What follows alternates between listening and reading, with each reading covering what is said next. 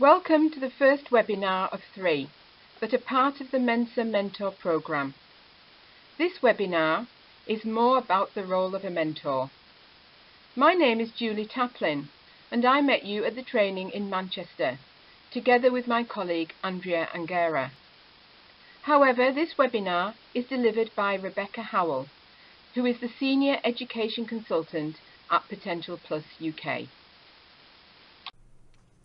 The aims of the webinar are to recap about the role of a mentor, inform you about how mentoring differs from counselling and coaching, explore how to work on vision, support and challenge areas, and to aid you in evaluating your mentoring.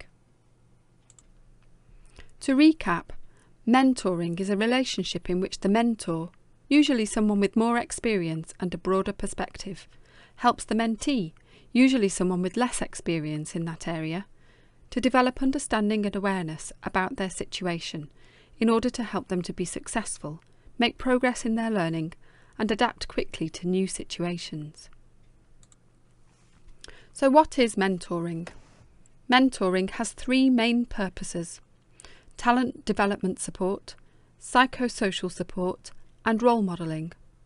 Firstly, talent development support is about helping individuals to develop their talents and consider their passions and career choices. Psychosocial support is about helping individuals to fit in, grow in confidence, deal with change, or handle other challenging situations. Role modelling is about helping individuals to become more effective in their learning, social lives, and skill development by providing the perspective of a mentor who has the benefit of experience.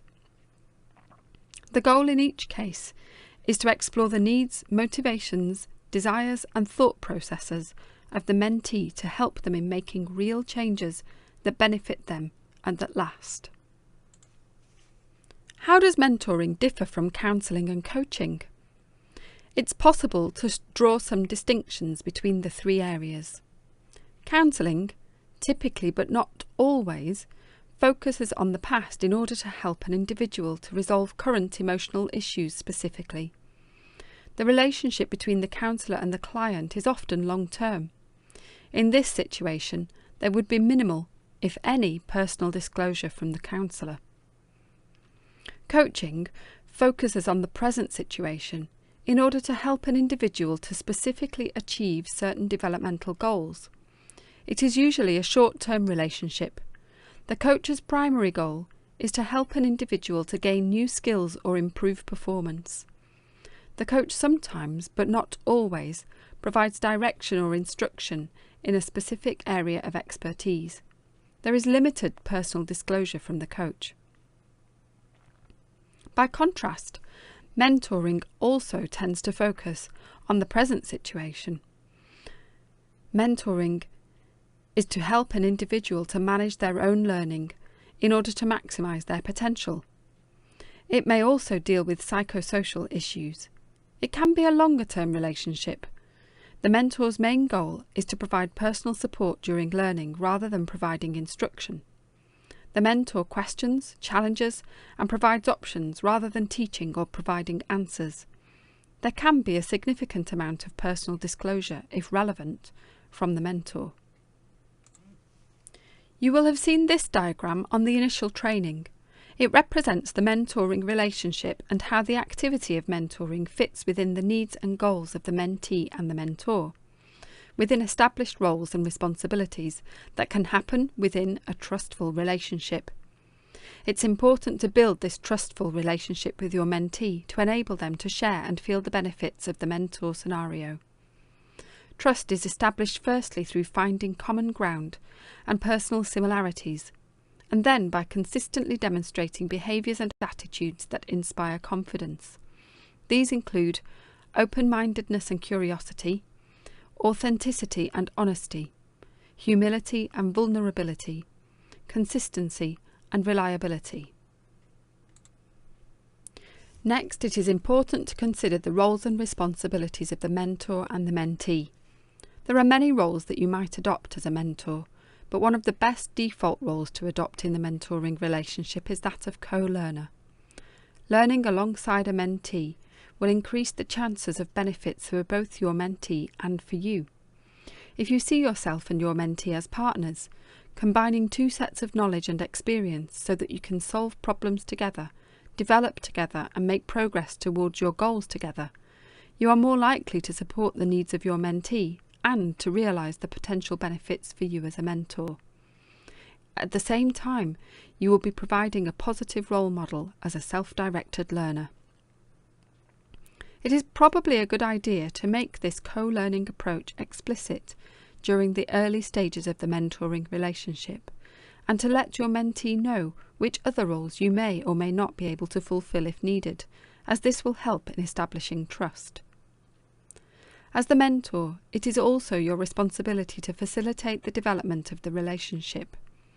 This means gently initiating conversations in which the mentee's goals are discussed and negotiated, opening up the possibility of taking time to evaluate progress, and, when appropriate, finding ways to discuss concluding the relationship. That said, it's important to remember that the mentee, not you, owns the process, and that the mentee is responsible for their own learning and their own pace. Finally, one of the most important activities and key skills of a mentor is listening. For a poor mentor, listening is merely waiting for the next opportunity to force-feed your hard-won knowledge and valuable opinions onto your mentee. Whereas the mentor who takes seriously the role of co-learner will always approach listening as an opportunity to transform their own thinking first. The three outcomes of mentoring outlined before, talent development support, psychosocial support and role modelling, correspond pretty well with three fundamental human needs identified as part of self-determination theory. Self-determination theory is a theory of motivation. It's concerned with supporting our natural or intrinsic tendencies to behave in effective and healthy ways. Self-determination theory has been researched and practiced by a network of researchers around the world. The theory was initially developed by Edward L. Deci and Richard M. Ryan, and has been elaborated and refined by scholars from many countries. These needs are autonomy, the need to feel in control of what you do and how you do it, and to be in a position to make choices about your future. Relatedness, the need to feel connected to other people, the sense of belonging and being understood and appreciated.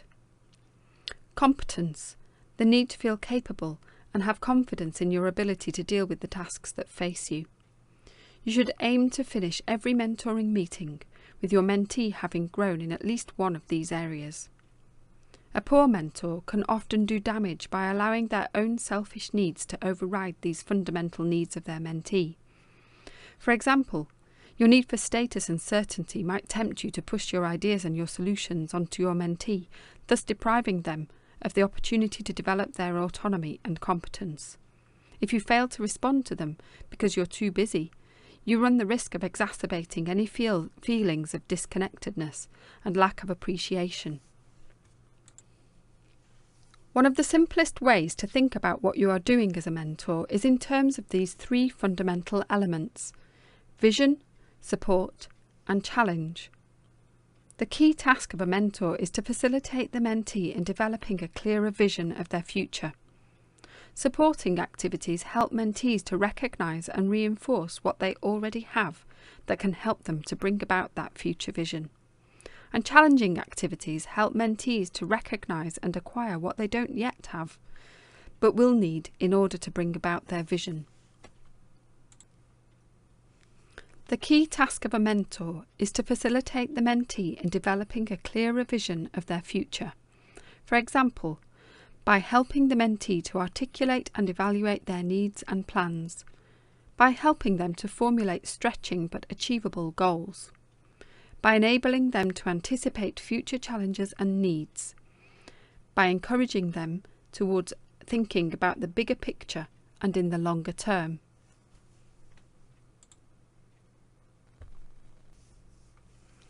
One way you could introduce talking about vision could be through a diamond ranking exercise. Of course, many children don't yet know what they want to do later in life, and so looking to the future can seem a long and complicated way off. You can help them to reflect on what is important for them for their future. Use 9 pieces of paper or post-it notes and encourage them to write on each one something they would like for their future. For example, to travel, car, good job, independence, own home, enjoyment at work. Their choices can be rearranged to form a diamond with the most important one to them at the top. This is often easier to do than ranking 1 to 9, as some things will have equal importance for them. These rankings might change over time as their thoughts for the future change. It's a way of helping them to reflect and focus, and a good starting point for discussions about their future. They may not know what job they want to do. There are so many jobs that many of us aren't aware of anyway. But the exercise can help them to focus on their areas of interest and future hopes, as well as help them to see the significance of qualifications as a stepping stone and the skills learnt along the way. During your conversations, if you and your mentee discuss a goal to help with their development, it may help to think about how that can become a SMART target. SMART targets are those that are specific, measurable, attainable, relevant, and time-bound. Specific, meaning well-defined and clear to understand. Measurable, meaning you know if the goal is obtainable, how you know it will be complete, and how far away completion is. Attainable, meaning it is within availability of resources, knowledge, experience, and time available. Relevant, meaning the target is relevant to the overall development of the person and to other projects or goals they may have. And time-bound, meaning there is agreement about how long it will take to achieve the goal, with enough time to do so, but not too much time that it would affect motivation to complete it. It helps to discuss the SMART target and also to commit them to paper so that they can be referred to at a later date. Take the example of a youngster interested in computers. You might discuss coding with them, and they may express an interest in having a go at coding a simple game to get started. As well as talking about the steps they need to take and the resources they may use, you can discuss SMART targets to help motivate them. In this scenario, the specific goal could describe the what, why, who, where, and when. For example, I will code a simple game using Python because I want to get started to learn to code, and I enjoy games. I will do this with my home computer, and I would like to do it by the end of February. The measurable aspect could be, I will know I have met my goal when I have a game ready that someone else can play. For attainable, my goal is attainable because I know what resources to use, and I can use X book and Y website for help. I can also ask Z if I get stuck. For relevant, this is relevant to me because it will get me started with computer programming, and I can see that I will enjoy the project. And finally, for time-bound, I will complete the game by the end of February. To do this, I will decide on the type of game by the end of December and create a flowchart and/or pseudocode by the end of January, and I will start coding a working prototype after that. Another example is a youngster who wants to get a part-time job so that they have something on their CV. You may have discussed the type of job that would be suitable and what employers are looking for. In order to move towards the goal of getting suitable part-time employment, you could put together SMART targets to help keep them on track. In this case, specific will again be about the what, why, who, where and when. I will get a CV ready to distribute to 15 employers locally so that I can get a job to earn some extra income and gain experience for my CV. I will get the CV ready on my computer, print it at school, and ask my parents to help me find employers and deliver the CVs, and I will do this by the end of next month. Measurable. I will have a CV ready and ask 3 trusted adults to look at it. I will deliver it to at least 15 employers. Attainable. This is attainable because I have access to information about writing good CVs, I know what to include, and I have identified the 3 trusted adults I would like to check it. Relevant. It's relevant to me because I will gain experience, skills, extra money and something to go on my CV so that I will be more employable in the future. And time-bound. I will meet my overall target by the end of next month. I will have the CV ready to show in 2 weeks' time. I will make the changes and print off the CVs by the end of 3 weeks' time and deliver them to the employers by the end of next month.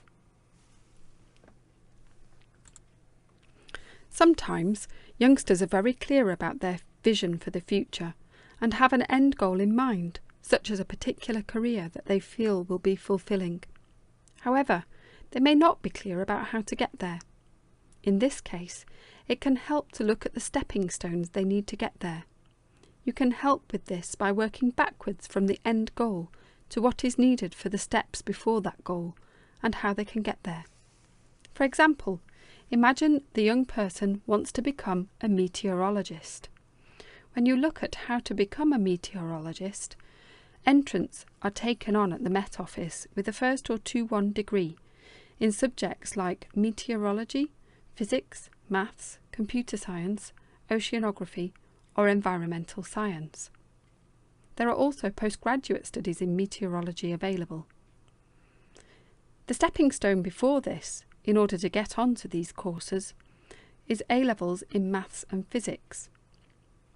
You can look at the kinds of grades needed in these subjects at A-level to enter the relevant courses. To study A-levels in maths and physics, students generally need good GCSE grades in maths and science subjects, so their studies in these are really important beforehand, as is having a good grade in English, so that this doesn't cause them problems later on. Additionally, there are other helpful stepping stones along the way, like relevant work experience, so finding local weather stations that might accept work experience students would be good.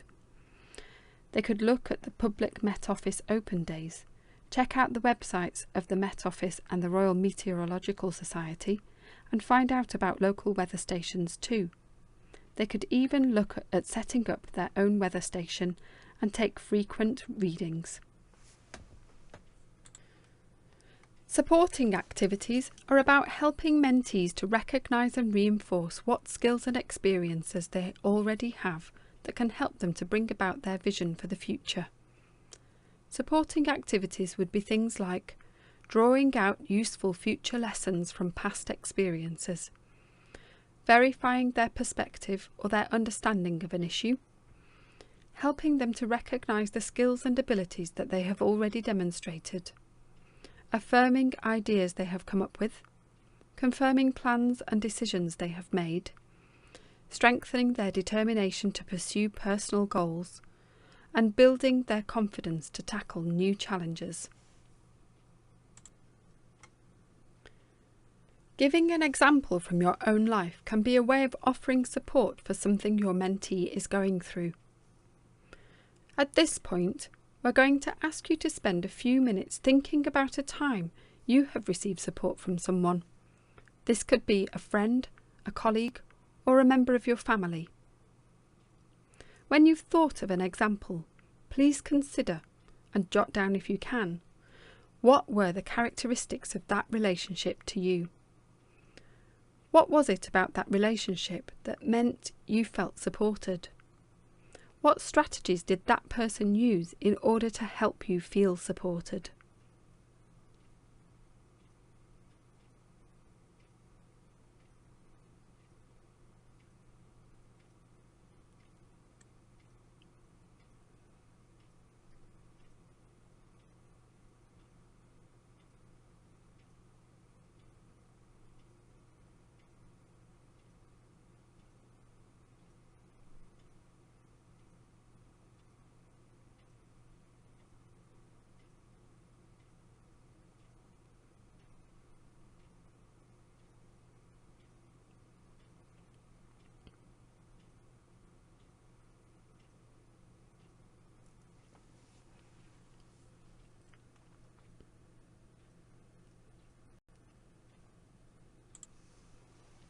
When a young person has a decision to make, be it for a small or a life-changing choice, a good mentor will help them to reach a decision as far as possible without revealing their opinion or biases.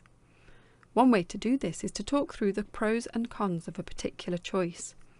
It can help to make a list of the pros and cons so it forms a record and helps give a visual impact.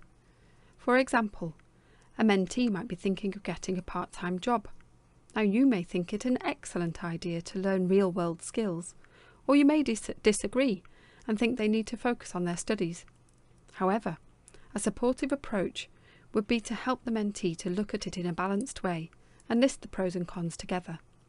In this case, you might list the pros of getting a part-time job while studying as it would give the opportunity to learn real-world skills such as communication with many different people, timekeeping and financial management. The extra income would fund social life, hobbies or savings. It would give experience to add to a CV. Added to which, if the job is in an area they want to aim for in the future or are curious about, it may help them with next steps or decisions about the future. Whereas the cons of this decision might be they'd get less time to spend on their studies. It could add more stress to their life. They would have less time for social life or hobbies. It could cause restrictions to other plans such as holidays. It would give low pay for most jobs suitable for young people, and it would be difficult to find jobs in their chosen career area. The process of working out the pros and cons may also lead the mentee to work out what might be the best kind of job for them. For example, if they have commitments to work around, or if they realise the best kind of job to have would be one that they would like to gain experience in to help their career aim. In addition, the discussion may bring up ideas they hadn't previously thought of, such as working from home with skills they already have, and how to go about this. Your interest and the positive open relationship you have with your mentee will have an impact on their self-esteem for the better naturally, and this will offer great support. Another way of being supportive is to help your mentee to refocus any negative thinking onto the steps they need to take to accomplish a task or work towards the goals they have identified. If the mentee is struggling with how to get started, it can help to break down the tasks into smaller parts, sometimes called chunks, and to suggest they try to work on the first one of these initially. Even spending 5 minutes on a task will help them to feel as if they've done at least something, and they will be in a better frame of mind to carry on. Celebrating successes, however small, will be motivating, and even more so if you detail how they have achieved that success, for example by persisting, stepping outside their comfort zone, or through practice. Mistakes can be celebrated as part of the learning process. Now at least they know not to do that again, but to try something different instead. Challenging activities are about helping mentees to recognise and acquire what they don't have yet, but will need in order to bring about their future vision. Challenging activities can include such things as challenging or disputing limiting assumptions about situations or people, revealing blind spots in their self-awareness, introducing alternative perspectives and interpretations on an issue, encouraging them to step outside their comfort zone, making them aware of developmental needs and areas for growth, questioning their ideas, plans and decisions, and helping them to re-evaluate their goals. We covered open-ended questioning as part of the face-to-face training, and here is some more in-depth guidance on using them. An open-ended question is a question that requires a full answer using the mentee's own knowledge or feelings. These questions are objective, don't lead the person being asked, result in an answer with many words. Examples of open-ended questions are: what happened after I left? Tell me about your week at school. What do you think about the new season of Doctor Who? In contrast, close-ended questions require short or single-word answers. They are usually used to obtain facts and specific pieces of information. Here are some examples of closed-ended questions. Which will you choose? What mobile phone do you have? Did you speak to your teacher? Closed-ended questions have a tendency to bring conversations to a stop. They don't invite people to elaborate, talk about themselves, or give the person asking the questions any in-depth information about the person they are asking. It's important to recognise the characteristics of open-ended questions to use them successfully. They require a person to pause, think and reflect. The answers won't be facts, rather they will be personal feelings, opinions or ideas about a subject. When using open-ended questions, the control of the conversation switches over to the person being asked the question. If the control of the conversation stays with the person asking the questions, then closed-ended questions are being asked. This technique makes it feel more like an interview or interrogation than a conversation. Open-ended questions tend to begin with the following words: why, how, what, describe, tell me about, or what do you think about? Although tell me about does not begin a question, the result is the same in asking an open-ended question. Closed-ended questions also have a specific language.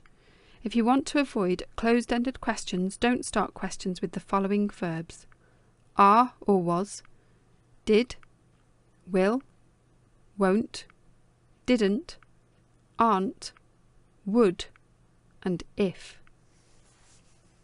You can use open-ended questions to expand the conversation after asking a closed-ended question to gather a fact or a one-word answer. You can take the fact or one-word answer and build a conversation of open-ended questions from there. Open-ended questions can sometimes be too open. However, to establish helpful boundaries, you can formulate the wording of the question to help. For example, what would you like to do in the future? Could bring about all sorts of answers, from jobs to travel destinations to bucket list ideas, when you really wanted to know what careers the person was thinking of. Instead, you could ask, what kinds of careers might you want to do in the future? You could also try funneling questions, which is a good method if you're trying to get specific details from someone, and also works if you're trying to get someone interested in a topic or trying to get someone to feel more confident. The method starts with narrow, closed questions and transitions to broad and open questions. If you're struggling to get the person to open up when using open-ended questions, you can try narrowing down the questions first and then making them broader after getting them into the conversation. An example of this would be when asking a question like, what happened at school today? Not much could be a possible response. Follow this up with something like, what science topic were you working on? More than likely this will spark a conversation. Open-ended questions can also be used to probe further into a topic. There are two different methods to ask probing questions: probing for clarity and probing for completeness. If you ask an open-ended question that results in a general answer, ask another open-ended question for clarity. For example, if you ask someone, why do you like science? And she responds, because of the experiments, you could ask an additional question for clarity, such as, which experiments? When probing for completeness, once a clear answer has been given to an open-ended question, you can ask more to get additional information. For example, you could ask, what else do you like? Or, what other reason did you have? Beware of asking, is there anything else? This is a closed-ended question and can result in a simple no answer. One of the results of asking open-ended questions is creativity. Certain types of open-ended questions require answers that encourage people to expand the limits of their thinking or seek predictions. Questions like, who will win the next general election? Or, what effect would this party's victory have on the country? Require people to come up with predictions and possible scenarios. These questions also sometimes make people consider consequences. By asking someone, "What would happen if?" or "What would happen if you?" you are inviting them to think about the cause and effects of a given scenario. Modelling can help with many of the suggested challenging activities by enabling you to reveal blind spots, challenge assumptions, and encourage mentees to step outside their comfort zone.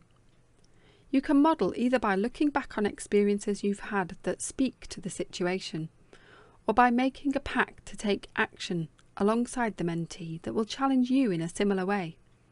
You can also share how you routinely deal with a similar situation that suggests an alternative method to how they may have dealt with it up to this point.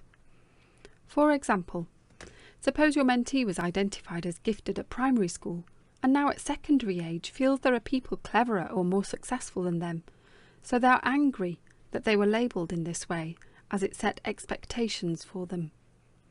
You could use your own experience of giftedness and the perspective you have gained about it to challenge their current viewpoint. Another example could be that your mentee is struggling with having to make an important phone call because they are anxious about it. You could share something that causes you similar anxiety, possibly going on a local treetop walk because you're afraid of heights, and suggest a pact that if they commit to making the phone call, you will commit to going on the treetop walk. A third example is that your mentee often gets frustrated in their history class as the teacher goes very slowly and they feel they have learnt all the content in the first 10 minutes of the lesson and have to sit there for the rest of the lesson waiting for others to catch up. You can share how you deal with a similarly challenging situation at work, perhaps by speaking directly to the person who can make changes, having thought in advance about the possible solutions, and encourage your mentee to perhaps approach the situation from a similar angle. The key to good mentoring is in finding the right combination of support and challenge that will stimulate optimum growth in your mentee. Too much support and not enough challenge may leave your mentee feeling great about themselves, but won't stretch them enough to enable them to meet future challenges. Too much challenge and not enough support may give your mentee an accurate view of how they need to develop, but could leave them feeling too inadequate for the task. A common mistake poor mentors make is to assume that the mentee will appreciate the same balance of support and challenge that the mentor themselves would like. This assumption could be flawed, even if you and your mentee are quite similar. It's a good idea to constantly evaluate your contribution as a mentor as you go along, and you can do this by asking yourself the following 4 important questions. Is it my intention to support or to challenge with this contribution? What does my mentee need from me right now? How can I ensure that my mentee knows what my intention is with this contribution? What impact is my contribution having on my mentee? Before you listen to the next webinar in the series, we would like you to think about and note down your reflections from this session when taking part in conversations with family, friends and colleagues. In particular, try out at least one of the suggested strategies in each of the areas of vision, support and challenge. As a reminder, for the area of vision, these were diamond ranking, SMART targets and stepping stones.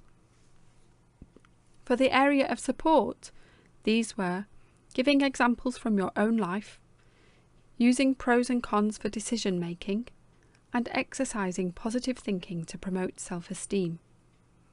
For the area of challenge, these were using open-ended questioning and modelling. It may also be helpful to start thinking about the intention and impact of your contributions in these situations as well. Thank you for listening.